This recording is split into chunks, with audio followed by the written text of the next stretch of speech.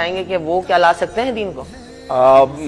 جہنم کے اندر ایک بہت بڑی تعداد علماء کرام کی ہوگی، اور یہ وہ سیاسی علماء کرام ہیں۔ سب سے پہلی بات آپ سمجھ لیں کہ دین کے اندر جس کو ہم پاپائیت کہتے ہیں یا جس کو ہم کلرجی طبقہ کہتے ہیں، یعنی علماء کا طبقہ کہتے ہیں، اسلام کے اندر کوئی طبقہ علماء کا نہیں ہے۔ ہمارے میں ہر شخص عالم ہے، ہمارے پاس ہر شخص کے اوپر لازم ہے کہ اس کے پاس دین کا ایک وہ ہو۔ یہ ایک خاص طبقہ نظر جو ہوتا ہے کہ یہ علماء طبقہ ہے اور یہ دنیا دار طبقہ، ایسا کوئی تعلق اسلام میں نظر نہیں آتا۔ جو دیندار ہے لازم ہے کہ اس کو دنیا کے بارے میں علم ہوگا۔ آپ سمجھیں بغداد کے اندر یا جب تک بنو امیہ بنو عباس کا دور رہا ہے، ان کے سیاسی اختلافات کے علاوہ جب آپ ان کی تعلیمی کا اس میں دیکھتے ہیں، کسی شہر کو درجہ شہر نہیں ملتا تھا، یعنی آپ اس کو سٹی کا درجہ نہیں دیتے تھے ایک شہر کا جب تک اس جگہ میں 200 یونیورسٹیاں قائم نہ ہو۔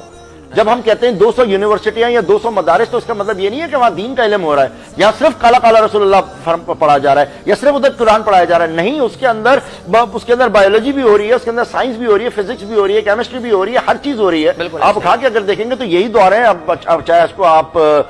بنو امیہ کا لے لیں، بنو عباس کا لے لیں، چشمہ آپ کا تب بنا ہے، جہاز اڑانا تب بنا ہے، میتھمیٹکس اس وقت بنی ہے، تمام علمی جتنی بھی ہوئی ہیں آج تک جو ہم اوزار استعمال کر رہے ہیں اپنے سرجری کے دوران، یہ سارے کے سارے استعمال بنو عباس اور بنو امیہ کے دور کے اندر بنے ہوئے وہ ہیں۔ تو یونیورسٹی کے اندر اسلام کا مطلب صرف رسول اللہ صلی اللہ علیہ وسلم کی حدیث یا قرآن کی تشریح نہیں ہے، بلکہ قرآن کے اندر سے جو 300 علوم نکل رہے ہیں ان کو پریکٹیکلی کس طرح سے آزمایا جاتا ہے یہ کرنا ہے۔ تو ہمارا تو ہر شخص جو ہے وہ ایک عالم ہے، ہمارا ہر شخص ایک متقی پرہیزگار کے لیے سب کچھ کیا گیا ہے، کوئی خاص مخصوص طبقہ نہیں ہے۔ مگر ایک وقت کے بعد جب ہمارے حالات تھوڑے سے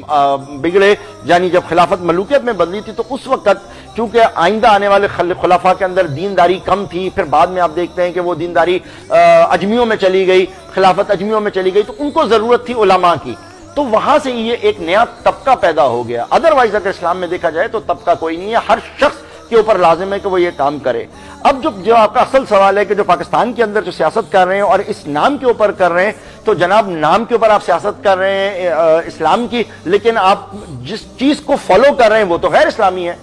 مطلب آپ جس چیز کو الیکشن کو مان رہے ہیں، جس جمہوریت کو مانگ رہے ہیں، وہ تو بالکل طاغوتی نظام ہے۔ تو طاغوت ایک الگ چیز ہے، دین ایک الگ چیز ہے۔ آپ اتباع کر رہے ہیں طاغوت کی اور سمجھتے ہیں کہ آپ کو اللہ تعالیٰ یعنی دینی نظام سے آپ کو کوئی بھلائی مل سکتی ہے، تو یہ پاسبل نہیں ہے۔ اس کے اوپر بڑی تفصیلی علمی بحث ہے جو میں سمجھتا ہوں شاید اس چند گھنٹوں کے پروگرام میں نہیں ہو سکتی، کہ دین کیا ہے اور طاغوت کیا ہے۔ دین کا اپنا نظام ہے، طاغوت کا اپنا نظام ہے، اور اللہ تعالیٰ نے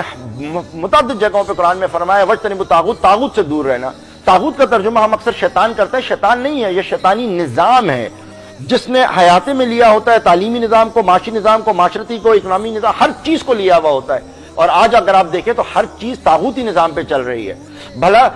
جو موجودہ فائنینشل سسٹم ہے وہ طاغوتی نظام پر ہے، اس میں رہتے ہوئے آپ کیسے سمجھتے ہیں کہ دین کے نظام کی آپ کو بھلائی مل سکتی ہے؟ ہم نے صرف کھڑکیاں کھولی ہوئی ہیں طاغوتی نظام میں، دین میں کھولی ہوئی ہے طاغوتی نظام کی، ہم حلال کرنے کی کوشش کر رہے ہیں، مگر یہ چیز اللہ کے نزدیک بالکل قابل قبول نہیں ہے۔ اللہ تعالیٰ یہ والی نیکیاں، یہ والی سوچ منہ پہ مار دے گا، اس لیے آج دن تک آپ بھی تو الیکشن کا حصہ ہیں، آپ بھی تو الیکشن میں کام کرتے ہیں، آپ بھی سیاسی جماعت کا حصہ ہیں، آپ لوگ بھی اس نظام کا حصہ ہیں، آپ کیسے کرنا چاہیں گے پھر اسلامی نظام کا کام؟ جب اگر آپ اسلامی نظام والی بات دیکھیں تو ہم اس کو ایک ڈفرنٹ پلیٹ فارم سے رکھتے ہیں، اور جس وقت ہم اس انتخابی پالیٹکس میں جاتے ہیں تو اس کے اندر ہم اسلامی بات کو نہیں کرتے، بلکہ ہم اس میں ڈیموکریسی اور یہ موجودہ چیز کے اوپر بات کر رہے ہوتے ہیں۔ یہ بالکل درست بات ہے کہ میں ایک ہی وقت میں دونوں جگہ پہ ہوں، اور یہ بڑی مشکل ہوتی ہے، لیکن جب ہم اس سائیڈ کے اوپر آتے ہیں تو ہم یہ کہتے ہیں کہ حضور اس کے اندر اس کی کوئی گنجائش نہیں ہے، اور جب ہم اس والی سائیڈ کے اوپر آتے ہیں تو ہم اس کو کہتے ہیں کہ جناب اس والی کو اسلامی لبادہ اڑانے کی آپ کو ضرورت نہیں ہے۔ ہم نے اپنی کوشش ضرور کرنی ہے، اور کوشش کرنے کے لیے اگر دینی نظام کے اوپر پورا ہم نہیں چل سکتے کیونکہ وہ معاشرہ قائم نہیں ہے، وہ چیزیں قائم نہیں ہیں، تو جتنا اجتناب کر کے بہتری لانے کے لیے جس حد تک اپنے دامن بچاتے ہوئے کر سکتے ہیں اس کے لیے اپنی گنجائش نکالی بھی اور ہم کر رہے ہیں۔ اس لیے اگر آپ دیکھیں تو وہ ٹرینڈز جو پالیٹکس کے اندر موجود ہیں ان سے بچتے ہوئے میں نے الیکشنز لڑے ہیں، میں نے MNA کے الیکشنز لڑے ہیں، میں نے MPA کے الیکشنز لڑے ہیں، مختلف تنظیموں کے الیکشنز لڑے ہیں، مگر ان چیزوں سے اجتناب کیا، اس طریقے سے بات نہیں کری، کیونکہ ایک چیز ہمیں ملتی ہے۔